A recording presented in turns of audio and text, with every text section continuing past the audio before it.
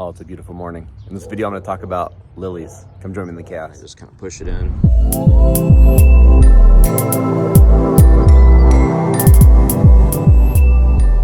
All right, so I'm not very big on non-food plants, but my wife loves flowers. So I found these at Walmart.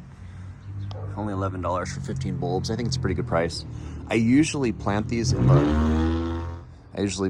the fall, but you know, I bought these in the spring, early spring. Still some cold days in zone 6, but I'm putting these in the ground, and as you can see, they're already sprouting. So you got to be extra careful. Just a few pieces of advice if you're planting these. Make sure you're super careful, and obviously this part goes up. That's not a root. That's the start of the actual lily plant. So you're gonna want to make sure that's pointing up. There's a lot of ways to do this. I just shoved my spade in the ground, pull it back so that the surface breaks. And as you can see, just having mulch sit here, I mean, my soil is just jet black, amazingly fertile. You can see all the mycelium too, that little, like the white stuff. That's all mycelium, which means fungus is breaking down my mulch and getting everything ready for supporting life. I actually inoculated all this with wine cap mushrooms. So this is actually wine cap mushroom spawn. That's really nice to see. So I'm super excited to see if I get a fruit. But I highly recommend that as well. Anyway, I like to put it about right there, and then I'll move the shovel out of the way. And then I just kind of push it in, now that the ground's all soft, and just bring everything in.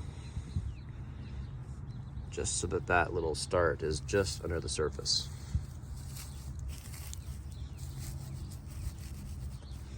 And I like to push all the little air pockets out just in case we get another frost. If that thing wants to emerge into the cold, that's its choice. My tulips have already chosen to break through. So I'm gonna give the lilies a chance to break through the surface of the ground on their own instead of starting them off above the surface, which you probably could do if you wanted to. If you're somewhere warmer, I still prefer to let them break on their own, especially since you'll notice that this is white, which means it hasn't started generating any chlorophyll. So it's not prepared for photosynthesis anyway. So I'll keep that under the ground. Don't want to experience any damage to that delicate plant tissue. Sunburn happens to plants too. Hope this helps you. And I like to make them about 2 to 3 times the height of the bulb buried. So the bulb, as you can see, is like 1.5 inches tall. So, you know, I put them somewhere around 4 inches in the ground, 4.5 inches in the ground, somewhere around there.